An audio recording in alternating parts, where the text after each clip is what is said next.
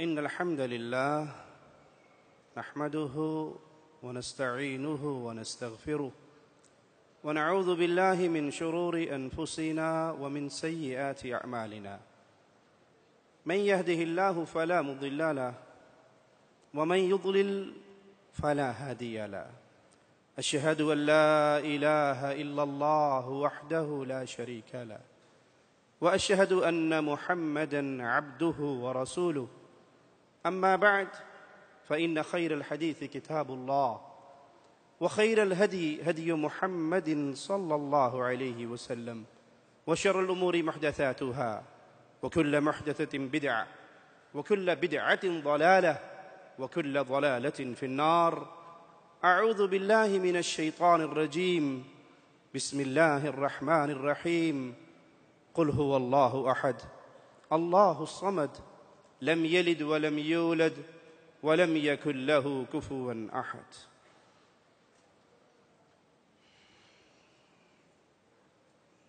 انسان کا دل بڑی قیمتی دولت ہے، اور دل پاک صاف ہو بڑا ہی خوش نصیب ہے وہ انسان۔ پیارے حبیب جناب محمد الرسول اللہ صلی اللہ علیہ وسلم ایک دن اپنے اصحاب سے کہتے ہیں کہ یہ جو مسجد میں داخل ہونے لگا ہے، ابھی جو شخص تمہارے پاس آنے والا ہے، میں گواہی دیتا ہوں یہ جنتی ہے۔ اگلا دن پھر ہوا، آقا علیہ الصلاۃ والسلام نے پھر فرمایا اب جو شخص آنے والا ہے میں گواہی دیتا ہوں یہ جنتی ہے۔ تیسرے دن پھر یہی ماجرا، ایک صحابی اس صحابی کے پیچھے چلے، میں پتہ تو کروں آخر اس کا کیا عمل ہے۔ 3 دن تک وہ ہستی جس کی زبان اللہ مالک کے حکم سے حرکت کرتی ہے، دین کی بات جو فرماتے ہیں وما ينطق عن الهوى، اپنی مرضی سے نہیں بولتے، وحی الہی سے بولتے ہیں۔ اور یاد رکھیے کائنات میں امام الانبیاء، امام کائنات محمد الرسول اللہ صلی اللہ علیہ وسلم کے بعد اور کسی کی یہ شان نہیں ہے کہ وہ اللہ کی وحی سے کلام کرے، یہ مقام مصطفیٰ ہے علیہ الصلاۃ والسلام۔ 3 دن تک اس کے جنتی ہونے کا آوازہ آپ سناتے رہے، میں پتہ کروں یہ کام کیا کرتا ہے۔ تو کسی بہانے سے اس کے مہمان بن گئے، اس کے گھر چلے گئے، اس کے پاس رہے، اس کی دن رات کی عبادات کو دیکھا تو کوئی خاص فرق نظر نہ آیا۔ تہجد اگر اس نے پڑھی تو سارے صحابہ پڑھتے تھے یا اکثر پڑھتے تھے، اگر روزہ رکھا نفلی تو صحابہ کے اندر یہ عمل موجود تھا، قرآن پڑھتے تھے تو باقی صحابہ بھی پڑھتے تھے۔ تو آخر دن کہنے لگے بھائی میں نے تیرے لیے رسول اللہ صلی اللہ علیہ وسلم کی یہ گواہی 3 دن تک سنی ہے، کیا کرتے ہو، کون سا وہ عمل ہے؟ کہا مجھے اپنا کوئی خاص ایسا عمل تو یاد نہیں، ہاں ایک عمل ہے، میں جب رات کو بستر پہ لیٹتا ہوں تو اپنے مالک سے کہتا ہوں مولا مجھ پہ جس نے کوئی بھی زیادتی کی میں نے سب کو تیرے لیے معاف کر دیا۔ میرے دل میں کسی مسلمان بھائی کے لیے کوئی نفرت کوئی غصہ نہیں ہوتا، میں دل کو پاک کر کے سوتا ہوں۔ تو خوش نصیب ہے وہ انسان جس کا دل پاک ہو، کیونکہ دل کا مقام بادشاہ کا ہے، یہ جسم کا بادشاہ ہے۔ دل میں جو سوچیں آئیں گی یہ دماغ کو حکم کرے گا، وہ اعضاء کو حکم کرے گا۔ تو دل ہی ایک ایسا مقام ہے کہ جو انسان کے پورے جسم کو کنٹرول کرتا ہے۔ تو اپنے دلوں کی اصلاح کی فکر کیجیے۔ اس دل کی نظر جب اللہ مالک کی طرف لگی ہو، اس دل کو جب یہ پتا ہو کہ ایک گھڑی آنے والی ہے جس دن 2 منزلیں دروازے کھول کے آنے والوں کا انتظار کریں گی۔ ایک وہ منزل جس کو 70,000 لگامیں لگائی گئی ہوں گی، جس کو ایک رسی کو ایک لگام کو پکڑنے کے لیے اللہ کے 70,000 فرشتے مقرر ہوں گے اور وہ چیخ رہی ہوگی، وہ دھاڑ رہی ہوگی، وہ حل من مزید کے نعرے لگا رہی ہوگی۔ ایک وہ ہے جس کی چنگاریاں بھی زرد اونٹوں سے بڑی ہوگی، ایک وہ ہے کہ جس کے دروازے میں اگر سوئی کے ناکے کے برابر سوراخ کر دیا جائے تو اہل دنیا زندہ نہ رہ سکے، ایک وہ ہے، اور ایک وہ ہے جہاں ٹھنڈا پانی ہوگا، دودھ کی نہریں ہوں گی، شراب کی نہریں ہوں گی، جہاں اللہ کی رحمتیں ہوں گی۔ میں جنت کی نعمتوں کا کیا ذکر کروں کہ جنت کی ایک نعمت اتنی عظیم ہے کہ جنت کی ساری نعمتیں اس نعمت کے مقابلے میں کچھ نہیں، اور وہ نعمت ہے اہل ایمان کو اللہ مالک نور کے ممبروں پہ بٹھائے گا اور اپنا حجاب ہٹا کر اپنا دیدار کروائے گا۔ اللہ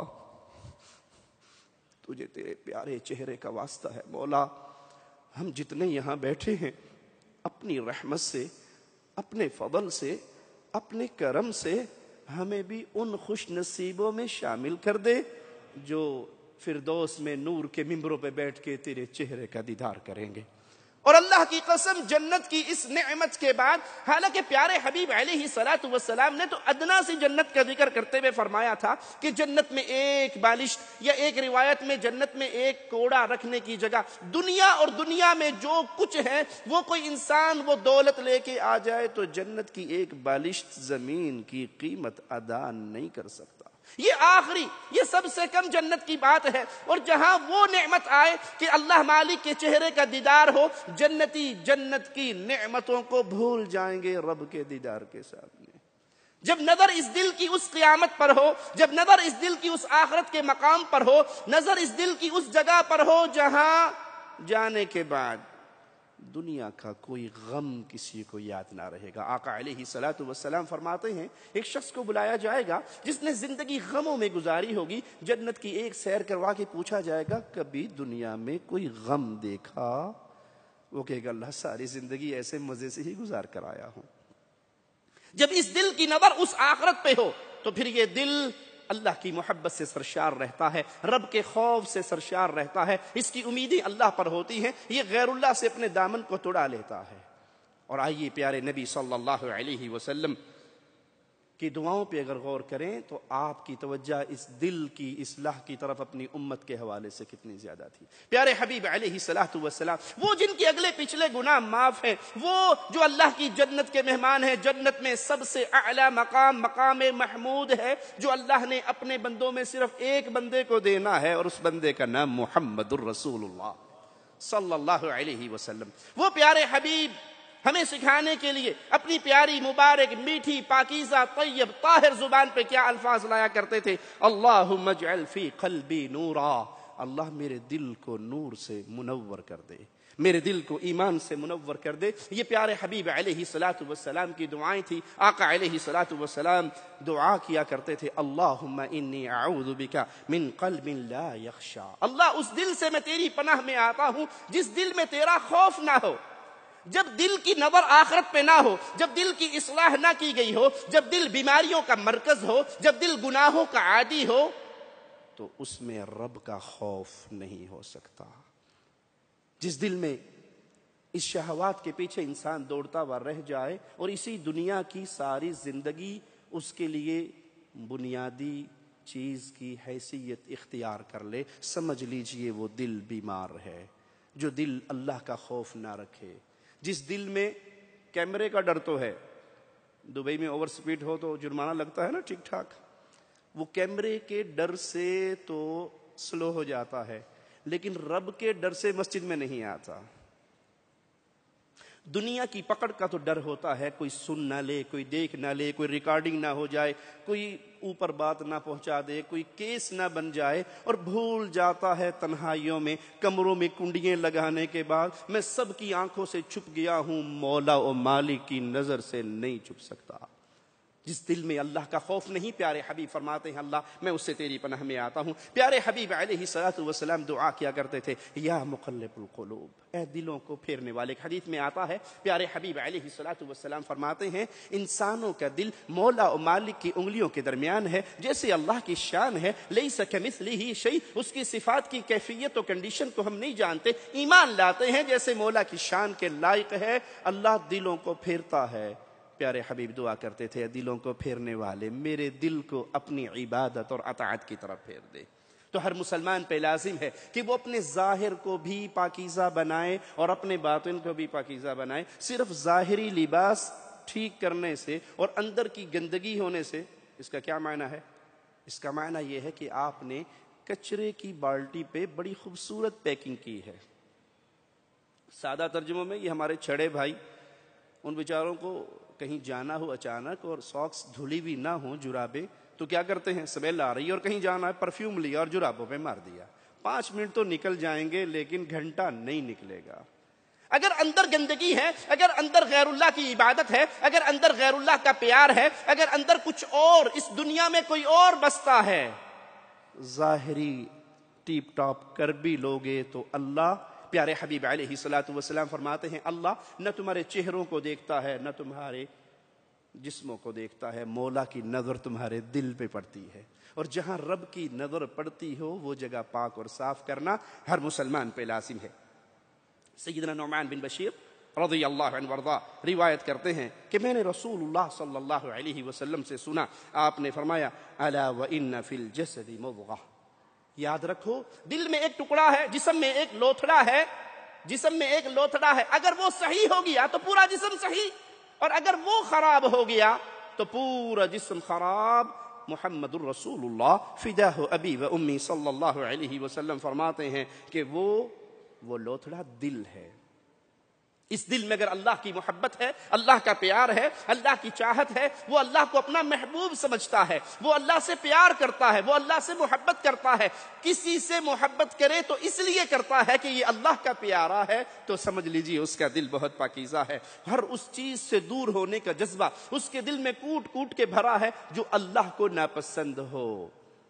گناہ ہو بھی جائے ظہر کی نماز کے بعد تو عصر کی نماز کے آنے سے پہلے پہلے تڑپ تڑپ کے رو رو کے اپنے رب کو منا لیتا ہے، اللہ انسان ہوں، تو نے میری فطرت کے اندر شہوت رکھی ہے، میں شیطان کے شر میں پھنس کے گناہ کر بیٹھا، لیکن اب اگلی نماز میں تیرے در پہ آ کے سجدہ کرنا ہے، مولا کس منہ سے آؤں گا؟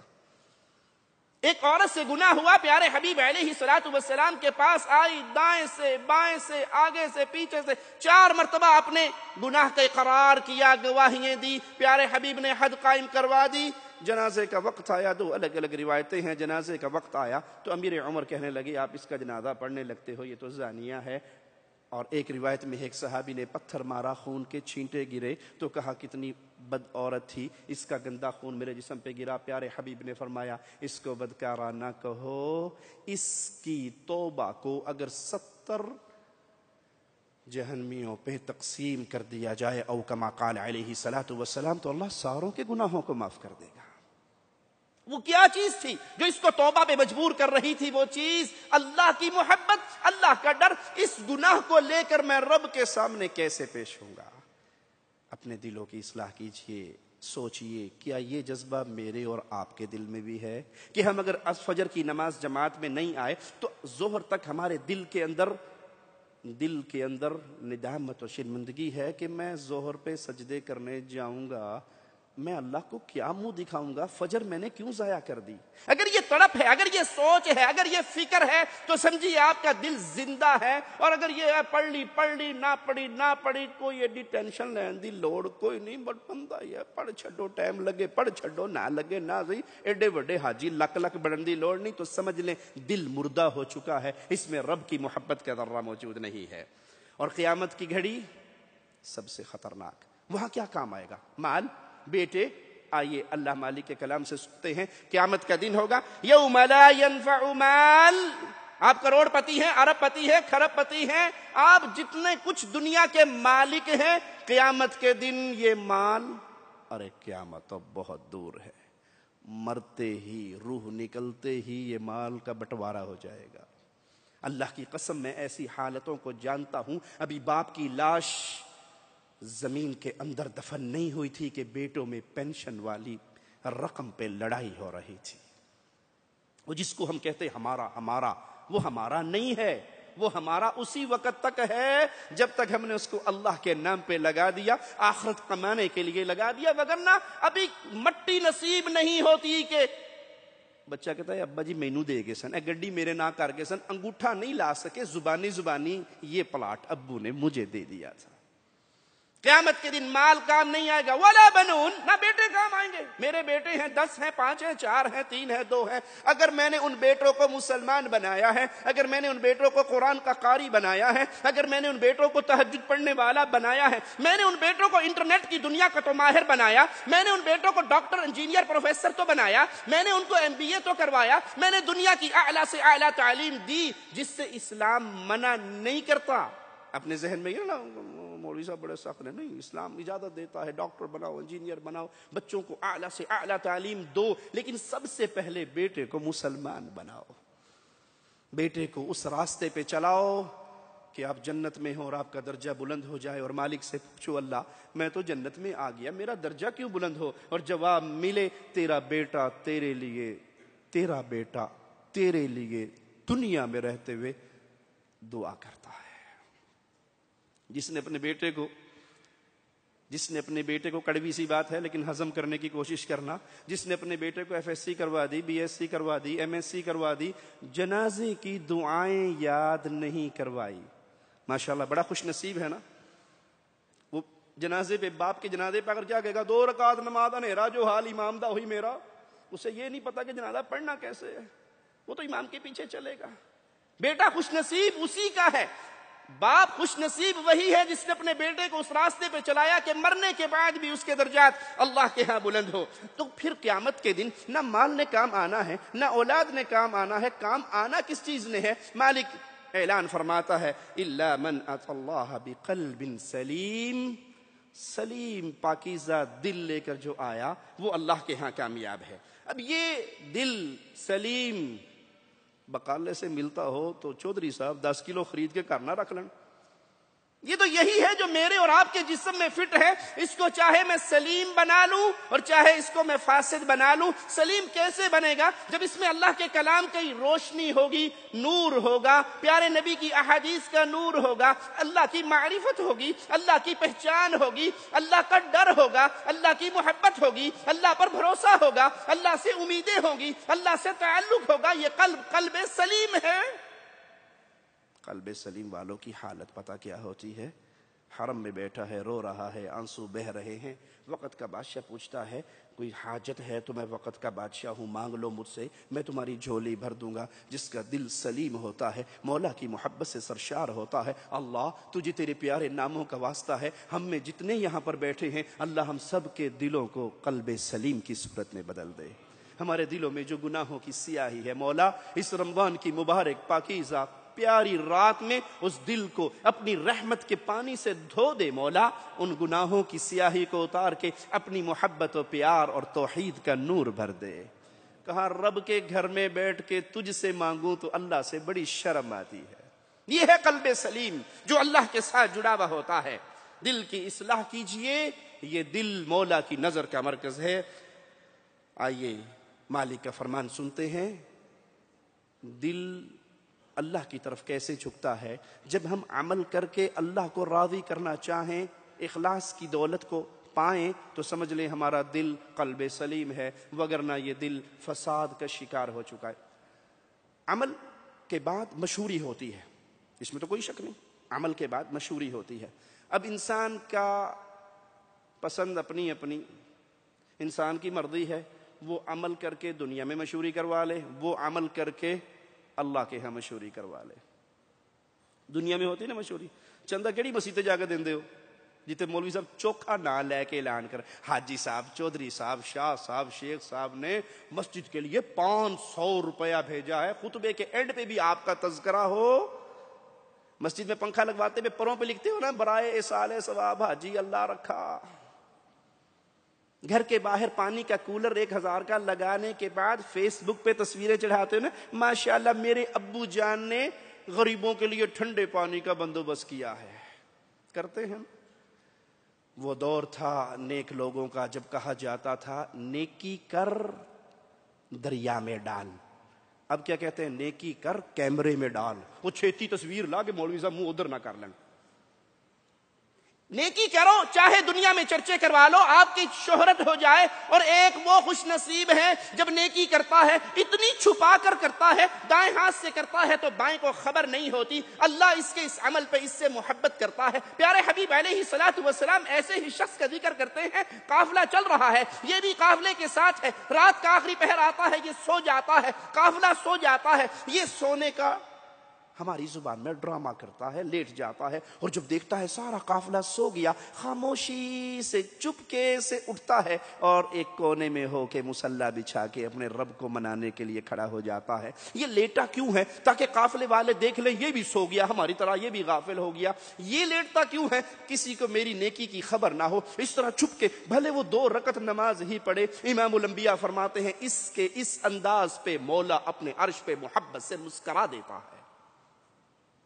اور جب اللہ کسی سے راضی ہوتا ہے، آقا علیہ السلام فرماتے ہیں اللہ سب سے پہلے جبرائیل کو خبر دیتا ہے، جبرائیل فلاں ابن فلاں میرا محبوب ہے، تو اس سے محبت کر. جبرائیل آسمانوں میں آوازیں لگاتے ہیں، فرشتوں فلاں ابن فلاں اللہ کا محبوب ہے، فلاں ابن فلاں جبرائیل کا محبوب ہے، تم پہ واجب ہے اس سے محبت کرو جس سے رب محبت کرتا ہے. اور فرشتوں کی محبت کیا ہوتی ہے؟ زمین پہ چلنے والا زمین پہ چلتا ہے، رب کے فرشتے سجدے کی حالت میں اس کے گناہوں کی معافی کی درخواستیں دیتے. چاہے اخلاص کی دولت پہ چلو، آپ کے چرچے آسمانوں پہ ہو، اور چاہے اس دنیا کے اندر اپنی نیکیوں سے چرچے کروا لو، لیکن بڑے گھاٹے کا سوداگر ہے وہ جو لوگوں کو خوش کرنے کے لیے نیکیاں کرے اور رب مالک مولا کو بھول جائے. مالک نے ہمیں حکم کیا دیا تھا؟ وَمَا أُمِرُوا إِلَّا لِيَعْبُدُوا اللَّهَ مُخْلِصِينَ لَهُ الدِّينَ. حکم یہ دیا گیا تھا کہ اللہ کی عبادت کرو. کیسے؟ اللہ کی بھی عبادت کرو اور اللہ کی ہی عبادت کرو. ہی اور بھی کا چھوٹا سا فرق. حنفاء حنیفی ہو کے خالص اللہ ہی کی عبادت. آج معاشرے کے اندر جو بیماری ہے وہ ہی اور بھی کے درمیان پھنسی ہوئی ہے. ایک چھوٹی سی مثال سے بات سمجھا دوں. کیا خیال ہے؟ ایک بیوی اپنے خامد سے، مولا و مالک کے لیے اعلی مثال سمجھانے کے لیے عرض کرتا ہوں، ایک بیوی اپنے خامد سے کہتی آپ ہی میرے سرتاج ہو، آپ ہی میرے خامد ہو، آپ ہی میری عزت کے مالک ہو.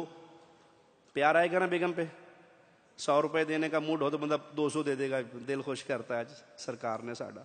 اور ایک کہتی ہے بڑی خوبصورت ہے، بڑی مس ورلڈ ہے، ساری آپ کی ڈیمانڈ اس میں موجود ہے. وہ کہتی ہے ماشاءاللہ چودھری جی آپ بھی میرے خاوند ہو. خوشی ہوگی کہ لتر مار کے گھروں کڈو گے؟ آپ بھی، یہ کیا کہہ دیا تو نے؟ میں بھی اور کوئی اور بھی؟ ہائے، اپنی بیوی کی بھی برداشت نہ کرنے والو، حالانکہ تم بیوی کے خالق مالک رازق نہیں ہو. 3 تولے سونے کے بدلے حق مہر دے کے گھر لائے ہو، بستر کی زینت بنایا ہے، لیکن اس کی بھی آپ سے برداشت نہیں ہوتی. اللہ مالک کے لیے اعلی مثال، جب آپ یہ کہتے ہو اللہ بھی داتا ہے اور بابا بھی داتا ہے، اللہ بھی مشکل کشا ہے اور فلاں بھی مشکل کشا ہے، اللہ بھی اولاد دیتا ہے فلاں بھی اولاد دیتا ہے، اللہ بھی اور فلاں بھی، اللہ کے در سے بھی اور اس کے در سے بھی، اللہ بھی رب ہے اور نوری بوری والا بھی رب ہے، فلاں بابا بھی سب کچھ کر سکتا ہے اور اللہ بھی سب کچھ کر سکتا ہے، تو کیا اللہ راضی ہوگا؟ وما امروا، مالک کا تو حکم یہ ہے تم اللہ کی عبادت کرو مخلصین لہ الدین، دین کو خالص اللہ کے لیے کر کے حنیفی بن کے، پھر کسی بھی کو اس میں شریک نہ کرنا، ہی کے نعرے مارنا کہ اللہ تو ہی ہے، تیرے لیے ہی میرا عمل ہے، اور اگر وہ عمل کسی اور کے لیے ہو گیا تو سمجھ لیجئے وہ دل بیمار ہو کے بربادی کی خندق میں گر گیا. اللہ مالک نے حکم دیا ہے کہ عمل صالح کرو. آئیے مالک کا فرمان سنتے ہیں، قل ان صلاتی ونسکی ومحیای ومماتی، بولو للہ. اے نبی کہہ دیجئے، سنا دیجئے قیامت تک آنے والوں کو، ہم آپ کی آواز پہنچائیں گے، کہہ دیجئے کیا؟ ان صلاتي، میری نماز، میری قربانی، میرا جینا، میرا مرنا کس کے لیے؟ للہ، اللہ کے لیے جو رب ہے، پالن ہار ہے تمام جہانوں کا۔ ارے بھائی، نماز میں سجدہ ہے یا نہیں؟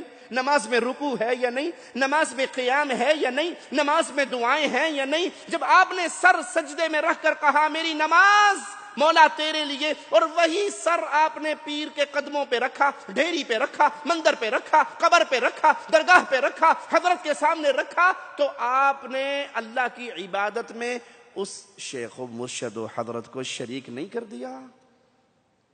آپ کو تو حکم یہ تھا کہ آپ اپنے ایک ایک عمل کو تولیں، ناپیں، اور پھر اعلان کریں یہ سب اللہ کے لیے ہے۔ وہ اللہ ہے کون؟ لا شریک لہ، اس کا کوئی شریک نہیں ہے، اس کا کوئی پارٹنر نہیں ہے، اس کا کوئی حصے دار نہیں ہے، اس کا کوئی ساجی ساتھی نہیں ہے۔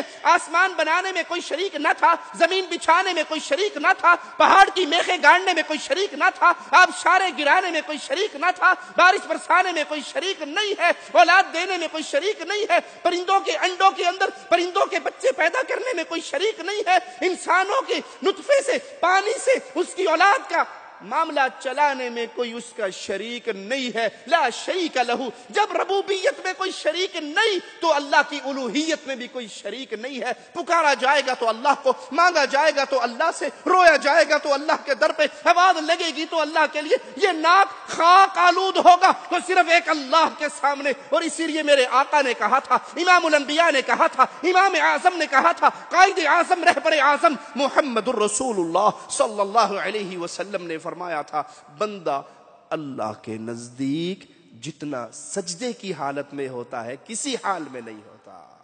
ارے سجدے میں تو میں دور ہوا ہوں، کھڑا ہوا تو میرا سر کچھ اونچا تھا، سجدے میں گیا تو میں 5 فٹ نیچے ہوا، لیکن سجدے میں نے جو ذلت، جو خشوع، جو خضوع اللہ کے لیے اختیار کیا، اللہ نے اس کو قبول کر کے مجھے انتہائی بلندیوں پہ پہنچا دیا۔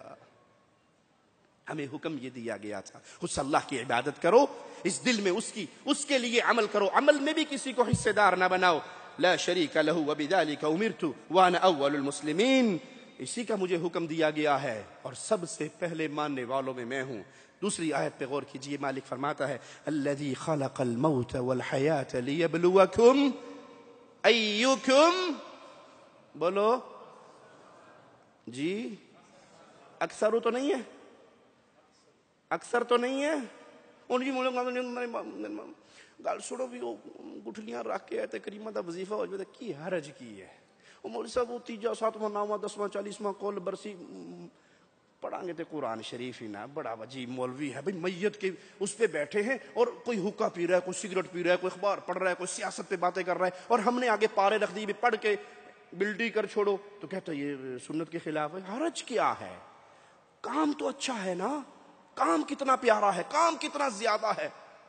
پیارے بھائی، مالک کا فرمان کیا ہے؟ الذی خلق الموت والحیاة لیبلوکم ایکم احسن عملا، اللہ نے یہ موت و حیات کا جو تمہارا نظام بنایا ہے اس لیے کہ اللہ دیکھے تم میں بہتر عمل کون کرتا ہے، احسن عمل کون کرتا ہے۔ احسن عمل کی 2 بنیادی شرطیں ہیں، ایک وہ عمل خالص اللہ کے لیے ہو، دوسرا وہ عمل محمد کریم صلی اللہ علیہ وسلم کی سنت کے مطابق ہو۔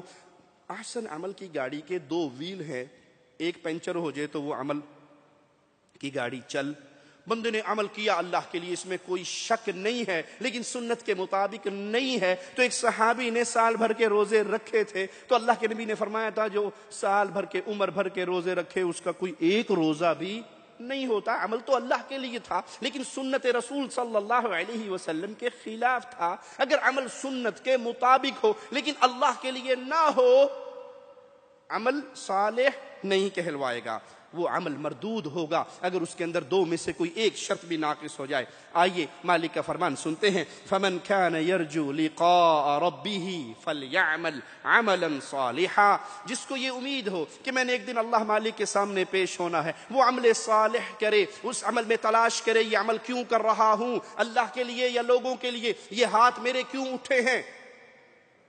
میں یہ مثالیں دکھ کے لیے سناتا ہوں، دلوں کو موڑنے کے لیے، یو ٹرن پوائنٹ لانے کے لیے سناتا ہوں، ہنسانے مسکرانے کے لیے نہیں۔ میرے یہ ہاتھ دعا کے لیے اٹھے ہیں۔ دعا بہترین عبادت ہے، دعا بہترین عبادت ہے، دعا عبادت کا مغز ہے، دعا سب سے افضل اعلی عبادت ہے۔ اب میں نے یہ ہاتھ اٹھائے ہیں اس لیے کہ پیارے نبی صلی اللہ علیہ وسلم کا فرمان ہے، جب بندہ اپنے ہاتھ اٹھاتا ہے مولا کو حیا آتی ہے اپنے بندے کے ہاتھوں کو خالی لوٹا دے۔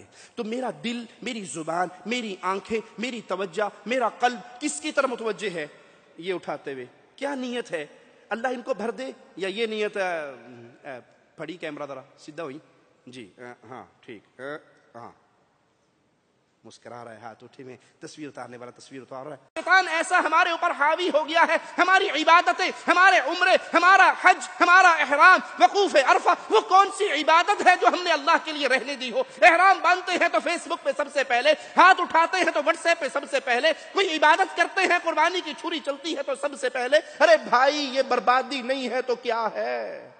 آپ کو حکم تھا، مجھے حکم تھا، عمل کر کے کسی کو شریک نہ بنانا۔ ایک تو ہے سجدہ غیر اللہ کے لیے کیا جائے، عبادت میں کسی کو شریک کیا جائے۔ اللہ کی غیرت اتنی عظیم ہے کہ عمل کے اندر بھی اگر آپ نے کسی اور کو شریک کر دیا تو اللہ اپنے ہاتھ اٹھا لیتا ہے، اس عمل کی طرف توجہ ہی نہیں فرماتا۔ جس کو یہ امید ہے کہ اس نے اللہ کے سامنے کھڑا ہونا ہے، وہ عمل صالح کرے، اخلاص کی دولت سے مالا مال ہو، ریاکاری کے بیج کو کھرچ کے اپنے دل سے پھینک دے، اور پھر وَلَا يُشْرِكْ بِعِبَادَةِ رَبِّهِ أَحَدًا، اللہ کی عبادت میں کسی کو پارٹنر نہ بنائے۔ وہ کام جو عبادت ہے خالق و مالک کے لیے، وہ کسی اور کے لیے نہ کرے۔ وہ رکوع ہو اب کسی پیر کو نہیں ہوگا، وہ سجدہ ہو کسی قبر و درگاہ کو نہیں ہوگا، وہ نیاز ہو تو پھر وہ کسی بابا جی کے نام پہ نہیں ہوگی، وہ قربانی ہو کسی کے نام پہ نہیں ہوگی۔ سیدنا علی فرماتے ہیں لعن اللہ من ذبح لغیر اللہ، جو اللہ کو چھوڑ کے مردوں کے نام پہ، میتوں کے نام پہ، ڈھیریوں کے نام پہ، قبروں کے نام پہ، مندروں کے نام پہ ذبح کرتا ہے، اللہ کی لعنت برستی ہے۔ اور لعنت کا معنی ہے طرد من رحمت اللہ، اللہ کی رحمت سے اس کو ٹھوکر مار دی جاتی ہے۔ اگر اسے امید ہے کہ میں نے اللہ کے سامنے پیش ہونا ہے تو اپنے عمل کو عمل صالح بنائے اور شرک کی غلاظتوں سے اپنے آپ کو بچائے۔ جس دل میں ریاکاری کا فتنہ ہے وہ دل بیمار ہے اللہ کے لیے، اس دل کی اصلاح کیجئے۔ اور اصلاح ہوگی کیسے؟ اس عمل سے اللہ کو راضی کرنے کا سوچ اپنے دل میں لائیں اور مالک کا فرمان اپنے سامنے رکھیں۔ یہ قرآن شفا ہے، بیمار دلوں کی شفا قرآن میں ہے۔ اور ابن قیم رحمہ اللہ کا جملہ بڑا خطرناک ہے، جس کو قرآن سے شفا نہ ملی اس کو کسی چیز سے شفا نہیں مل سکتی۔ اس قرآن حکیم سے تو پتھروں کے پجاریوں کو شفا مل گئی تھی، اس قرآن حکیم سے تو بتوں کے پجاریوں کو شفا ملی تھی۔ وہ جو کل رہزن تھے، ڈاکو تھے، چور تھے، اس کلام الہی کو اپنے دل میں اتارنے کے بعد وہ وقت کے اولیاء اللہ بنے، وہ شان پائی، چلتے اس زمین پر تھے، ان سے راضی ہونے کا اعلان مولا کے عرش سے نازل ہوا کرتا تھا۔ مالک فرماتا ہے من کان یرید حرث الآخرہ، جس کی نظر اللہ کی آخرت پر ہو، اللہ کو راضی کرنے پہ ہو، جو ایک عمل کر کے یہ سوچے یہ عمل میں نے اللہ کے لیے کیا ہے، یہ میں نے یتیم کی کفالت اللہ کے لیے کی ہے، یہ مسجد میں نے اللہ کے لیے بنائی ہے، یہ کنواں میں نے اللہ کے لیے کھدوایا ہے، یہ کام میں نے اللہ کے لیے کیا ہے، اس بیوہ کا سہارا میں اللہ کے لیے بنا ہوں، ان یتیموں کے ہاتھ پہ میں نے، سر پہ میں نے اللہ کے لیے ہاتھ رکھا ہے، تو پھر اسے مبارک ہو کہ اس کی نظر آخرت پہ ہے۔ تو مولا فرماتا ہے نزد لہ فی حرثہ، ہم اس کی آخرت کی کھیتی میں اور اضافہ کر دیں گے۔ ایک شخص آئے گا، کھجوروں کا ڈھیر ہوگا اس کی نیکیوں کے پلڑے میں، اور وہ کہے گا مولا اتنی کھجوریں تو میں نے کبھی زندگی میں دیکھی نہیں، تیرے نام پہ خرچ کہاں سے کرتا؟ جواب ملے گا میرے بندے تو نے آدھی کھجور مجھے راضی کرنے کے لیے سچی نیت کے ساتھ ایک فقیر کو دی تھی، تیرا دل میری عبادت کے جذبے سے سرشار تھا، مجھے راضی کرنے کے لیے سرشار تھا، ہم نے اس کی پرورش کی، یہ سارا ڈھیر اسی آدھی کھجور کا ہے۔ نزید لہو، پھر ہم زیادہ کریں گے، اس کی کھیتی کو اور بڑھائیں گے۔ اور دوسری طرف ومن کان یرید حرث الدنیا، اور جس کی نظر طمع دنیا پہ ہو کہ میرے ہر کام کو ہائی لائٹ کیا جائے، میرا ہر کام میڈیا میں آئے، میرا ہر کام ٹیلی ویژن پہ اعلان ہو، میرے ہر کام کے چرچے ہو، میری سخاوت کے چرچے ہو، میری آواز کے چرچے ہو، میری تقریروں کے چرچے ہو، جو اپنے نیک کام کرنے کے بعد آخرت کی بجائے دنیا کا چرچا چاہتا ہو، تو مالک فرماتا ہے نؤتیہ منہا، ہم پھر اس دنیا سے اس کا جو حصہ ہے اس کو دے دیں گے، لیکن سنو وما لہ فی الآخرۃ من نصیب، جب آخرت کا دن آئے گا تو اس کے پلے میں کوئی بدلہ نہ ہوگا، کوئی حصہ نہ ہوگا۔ مرضی ہے اپنی اپنی، پسند اپنی اپنی ہے، چاہے نیکیاں کر کے آخرت کا سودا کر لو، وہ آخرت جہاں موت کو ذبح کر کے اعلان کر دیا جائے گا موت کو موت آ گئی، جنتی ہو تمہیں موت نہیں آنی، اہل نار تمہیں موت نہیں آنی، چاہے اس زندگی کا سودا کر لو جہاں کا پہلا دن 50,000 سال لمبا ہے، چاہے اس زندگی کا سودا کر لو جہاں دوست بیوی ماں باپ بہن بھائی سے انسان دوڑتا پھرے گا، حشر کے میدان میں بھاگتا پھرے گا، جان چھڑاتا پھرے گا، اور چاہے اس 60 سالہ زندگی کا، 70 سالہ بیکار زندگی کا جو ایک مسافر کی زندگی ہوتی ہے، اس کو سجا لو اپنی نیکیوں کے ذریعے۔ آئیے مالک کا فرمان سنتے ہیں۔ مولا فرماتا ہے اہل جنت کا حال بیان کرتے ہوئے، جن کے دل پاک و صاف ہیں، ان کی حالت کیا ہے؟ وہ کیا کہتے ہیں؟ انما نطعمکم لوجہ اللہ لا نرید منکم جزاء ولا شکورا، ہم تمہیں کھلاتے تھے، یتیموں کو کھلاتے تھے، بیواؤں کو کھلاتے تھے، مسکینوں کو کھلاتے تھے، ہم یہ عمل کرتے تھے کیوں؟ اللہ کو راضی کرنے کے لیے۔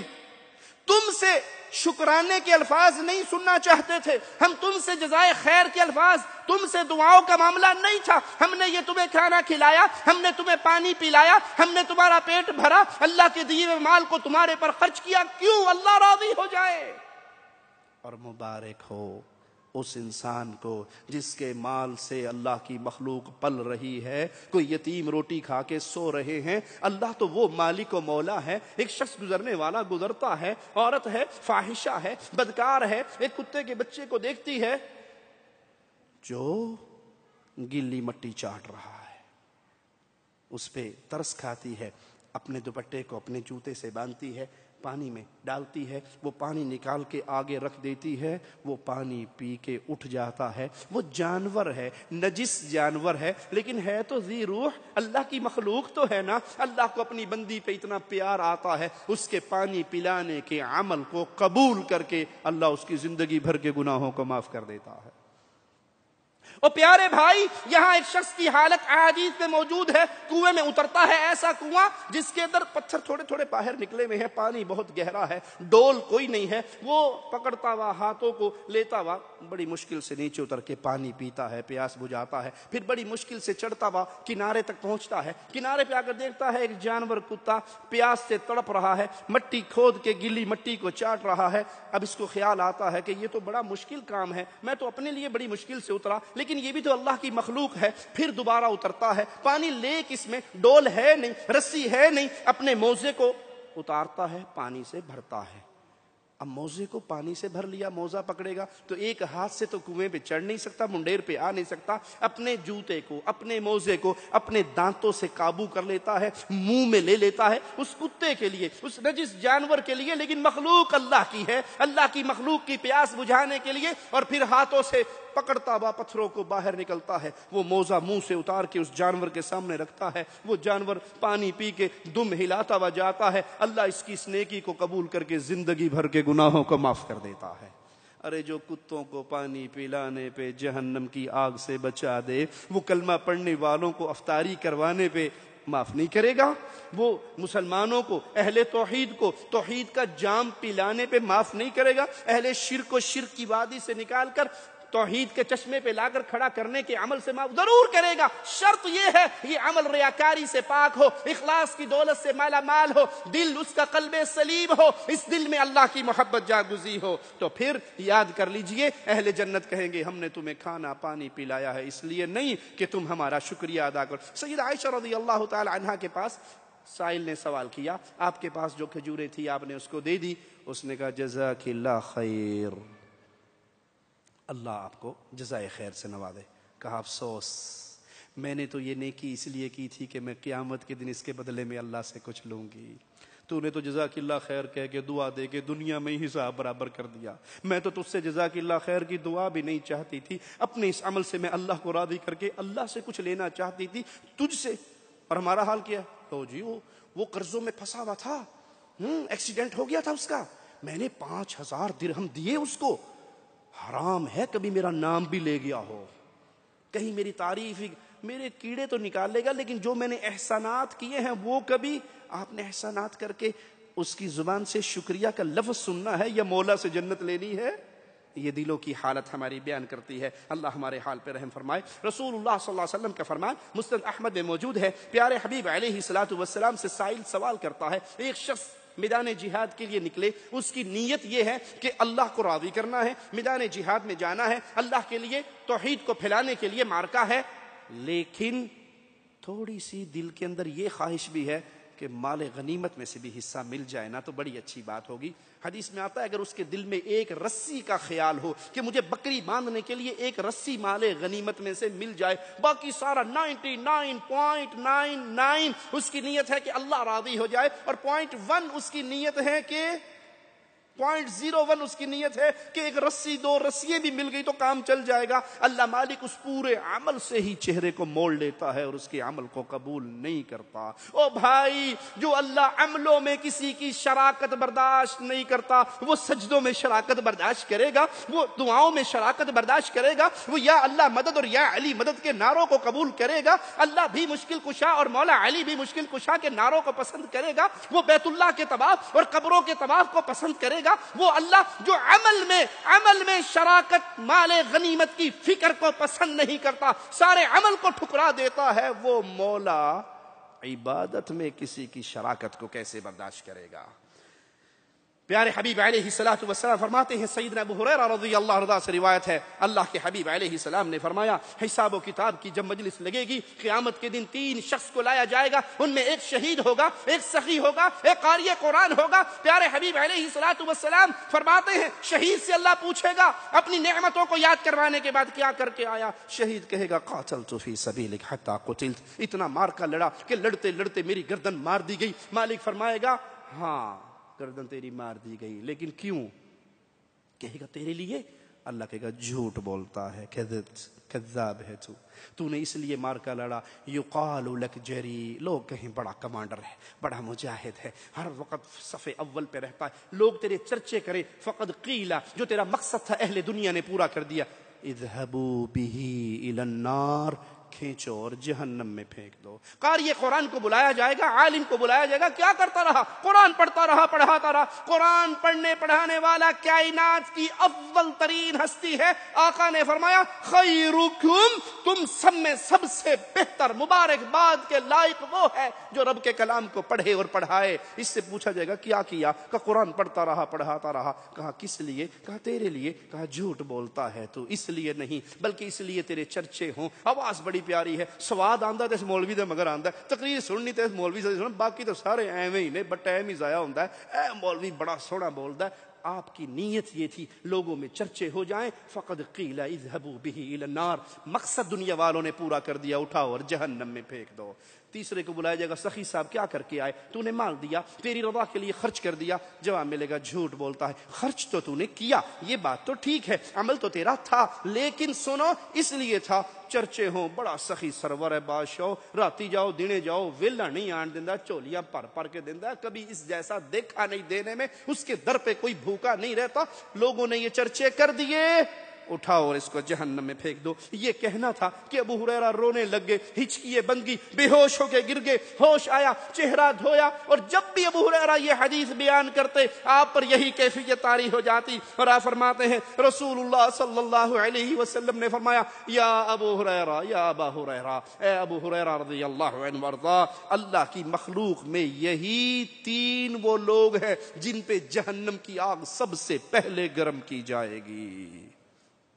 اللہ تجھے تیرے پیارے چہرے کا واسطہ دے کے ہم سوال کرتے ہیں مولا ہمیں ریاکاروں میں شامل نہ فرمانا، اپنی رحمت سے مخلصین میں شامل فرما کے جنت الفردوس میں محمد کریم کا پڑوس عطا فرمانا صلی اللہ علیہ وسلم۔ جو چاہتا ہے اپنے دل کی اصلاح کرے، وہ ریاکاری کے بیج کو اپنے دل سے کھرچ کے پھینک دے، اور یاد کر لو اس سے برا منظر اور کیا ہوگا قیامت کے دن اللہ مالک کو راضی کرنے والے تو اللہ سے آ کے اپنے عملوں کا بدلہ لے لیں گے، ریاکار کھڑے رہیں گے، اللہ مالک ریاکاروں سے کہے گا اللہم لا تجعلنا منہم ولا معہم ولا فیہم، جاؤ جن کو راضی کرنے کے لیے دنیا میں عمل کیا کرتے تھے ان سے جا کے اپنے عملوں کا بدلہ لے لو، تمہارے رب کے پاس تمہارے عملوں کا کچھ نہیں ہے۔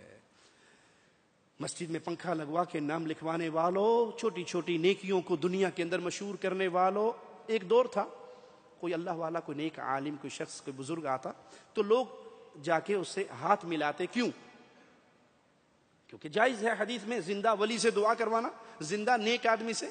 میں آپ کے بارے میں تصور کرتا ہوں آپ نیک ہیں، آپ میرے بارے میں کرتے ہوں گے، میرے اندر کے گناہوں کو میں ہی جانتا ہوں، اللہ ہم سب کے گناہوں کو معاف بھی فرمائے اور دنیا آخرت میں پردے بھی ڈال دے، ان پیاروں میں شامل فرما دے جن کو اللہ قیامت کے دن اپنے قریب بلائے گا اور اپنی رحمت کی چادر میں چھپا کے چپ کے اسے پوچھے گا، کسی کے سامنے نہیں، اللہ اور بندے کے درمیان بات ہے، تو نے فلاں گناہ نہیں کیا تھا، تو نے فلاں نہیں کیا تھا، سارے گناہوں کے اقرار کر کے اللہ فرمائے گا بندے میں نے دنیا بھی تیرے پہ پردے ڈالے رکھے، جا اب بھی پردے ڈال کے تجھے معاف کرتا ہوں، اللہم اجعلنا منہم ومعہم وفیہم۔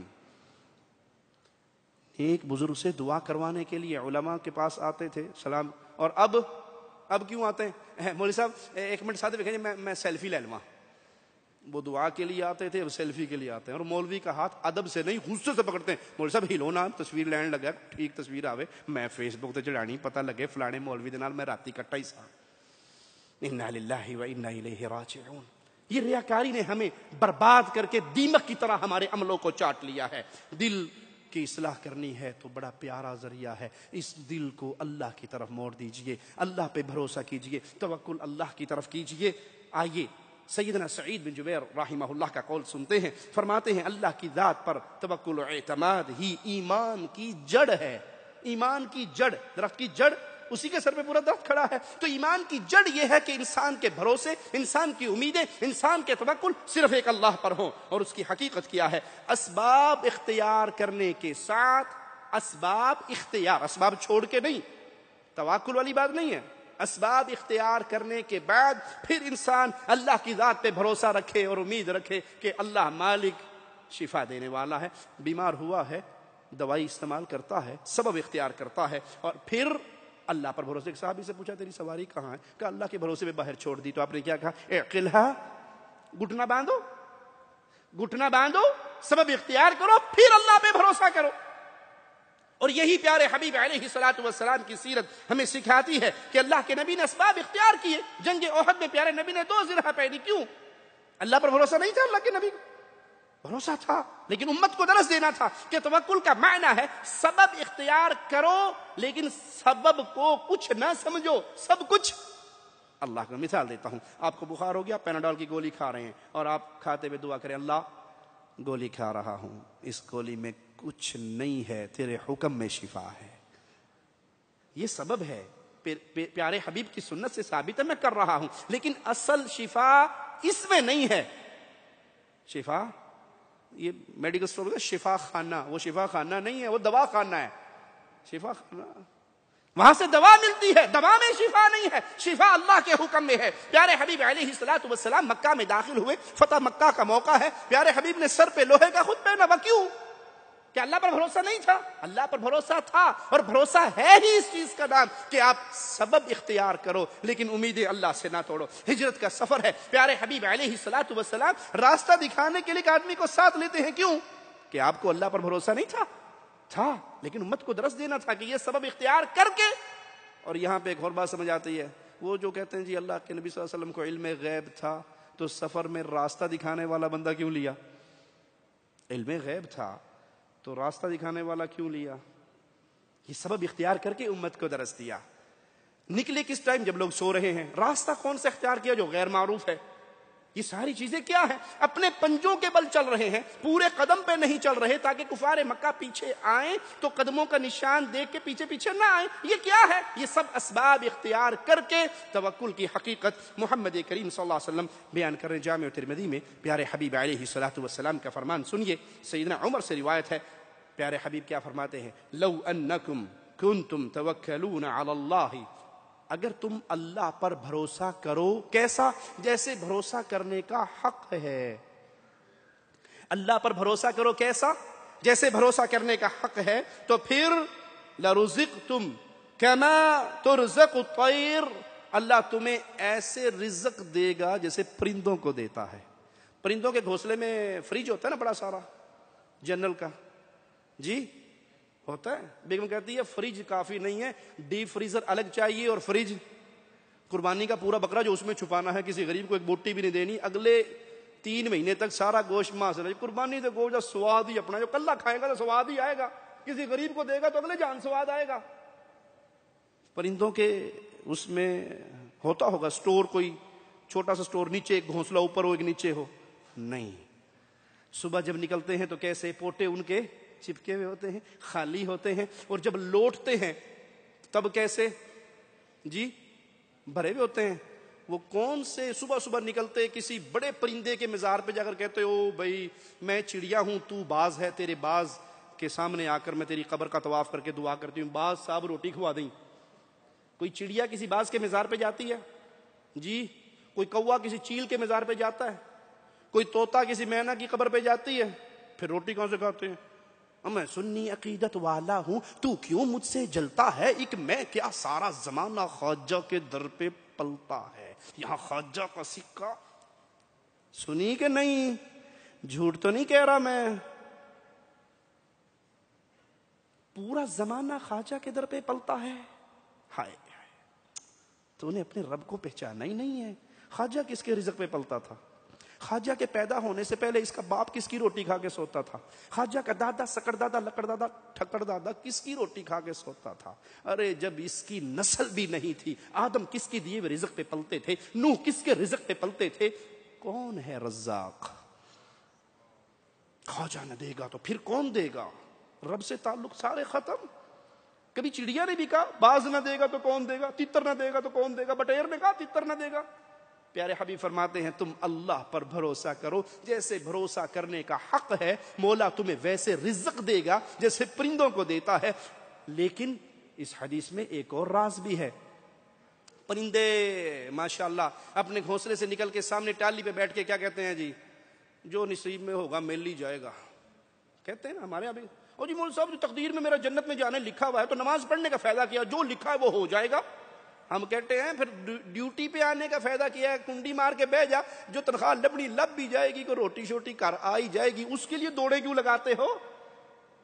انسان کتنا بے وقوف کیا ہے۔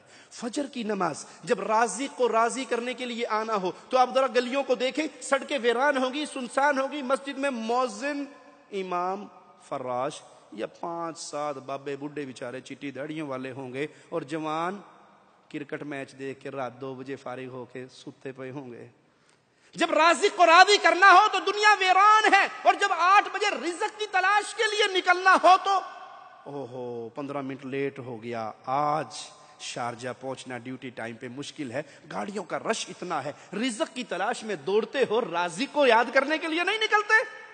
تو پرندے گھونسلوں سے باہر نکل کے ٹہنیوں پہ بیٹھ کے یہ نہیں کہتے جو نصیب میں ہے، وہ اڑتے ہیں، وہ دوڑتے ہیں، وہ بھاگتے ہیں، وہ تلاش کرتے ہیں اللہ پر بھروسہ، لیکن اسباب کو اختیار کرتے ہوئے۔ تو پھر نتیجہ کیا نکلے گا؟ تم ایسے رزق پاؤ گے جیسے اللہ فرشتوں کو دیتا ہے۔ ابن عباس سے روایت ہے، اہل یمن جب آتے حج کے لیے تو وہ یہ کہتے کہ ہمیں خرچہ پانی لے کے ساتھ چلنے کی ضرورت نہیں ہے، اللہ پر ہمارا بڑا بھروسہ ہے۔ اور جب وہ مکہ میں آتے اور ان کا خرچہ پانی ان کے پاس ہوتا نا، پیٹ بھرنے کے لیے پھر لوگوں کے سامنے ہاتھ دراز کرتے، سفر کا زاد راہ نہ لیتے۔ تو مولا نے یہ حکم نازل فرمایا وَتَزَوَّدُوا فَإِنَّ خَيْرَ الزَّادِ تَقْوَىٰ، زاد راہ چلتے ہوئے لے لیا کرو، اور بہترین زاد راہ تو اللہ کا ڈر ہے۔ اسباب اختیار کرنے کا حکم ہمیں دیا گیا۔ اللہ کی ذات پہ توکل کرنا واجب ہی نہیں، واجبات کی فہرست میں بہت عظیم عمل ہے۔ وعلی اللہ فتوکلوا ان کنتم مؤمنین، ایمان کی شرط گردان دیا گیا ہے اس کو کہ اللہ پر بھروسے کرو، اللہ سے امیدیں لگاؤ، اللہ پر توکل کرو اگر تم مومن ہو۔ اور جب دل شرک کی بیماری سے اٹا ہوا ہو، بھرا ہوا ہو، تو پھر یاد کر لیجئے اس دل کی ہلاکت کو پھر کون اس سے بچائے گا؟ وہ دل بربادی کے راستے پہ چل رہا ہے۔ اللہ پر بھروسہ نہیں ہے لیکن پیر بابا کی پھونک پہ بڑا بھروسہ ہے۔ پیر بابا جلالی ہو تو اس کی گالیوں پہ، بابا جی نے گال کٹ دی ساڈا کام بن گیا، پیر جی نے دھنکے شاہ نے سوٹا مار دیا تو بس وزارت کھری ہے، اب نہیں کوئی۔ بابا جی نے پتھر پہن کے، جی آپ نہیں سمجھتے جب سے بابا جی کے مزار سے یہ انگوٹھی لے کے پہنی سوکڑا مک گیا، بواسیر ختم ہو گئی، فلاں بیماری ختم۔ امام ضامن باندھ لیا، امام ضامن باندھنے کے بعد اب مولا علی کا ملنگ بن گیا ہوں، اب مجھے کوئی کچھ نہیں کر سکتا۔ ارے جو اللہ کی طرف سے مصیبت آئے اس پہ کوئی روک، اور اللہ نہ مصیبت ڈالنا چاہے تو کوئی ڈال نہیں سکتا۔ اللہ پر بھروسہ کیجئے۔ اچھا کیوں؟ کسی اور پہ کیوں نہ کروں؟ صرف اللہ پہ ہی بھروسہ کیوں مولانا صاحب؟ بابا جی کے مزار پہ کیوں نہ کروں؟ قبر پہ کیوں نہ کروں؟ پتھر پہ کیوں نہ کروں؟ مندر پہ کیوں نہ کروں؟ مورتی پہ کیوں نہ کروں؟ جواب میں نہیں، کلام الہی دے رہا ہے، آؤ سنو۔ اللہ پر بھروسہ کیوں ہو؟ وَتَوَكَّلْ عَلَى الْحَيِّ الَّذِي لَا يَمُوتُ، اس اللہ پر بھروسہ کرو جسے موت نہیں آنی۔ انبیاء کو موت آئی، اولیاء کو آئی، پیاروں کو آئی، نیکوں کو آئی، بزرگوں کو آئی، چھوٹوں کو آئی، بڑوں کو آئی۔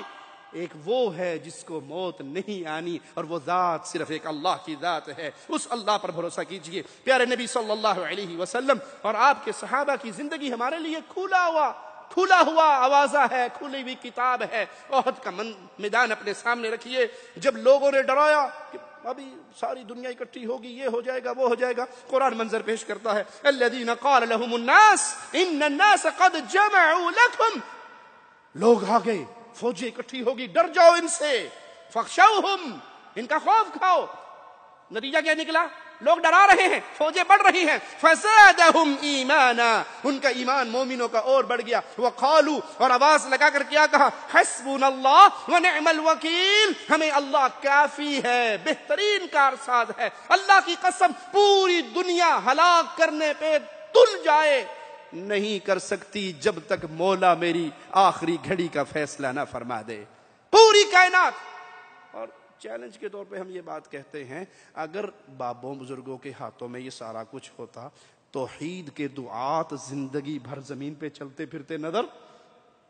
اہل توحید کے لیے سبق ہے، پیارے حبیب نے احد میں کہا تھا حسبنا اللہ، احزاب میں کہا تھا حسبنا اللہ۔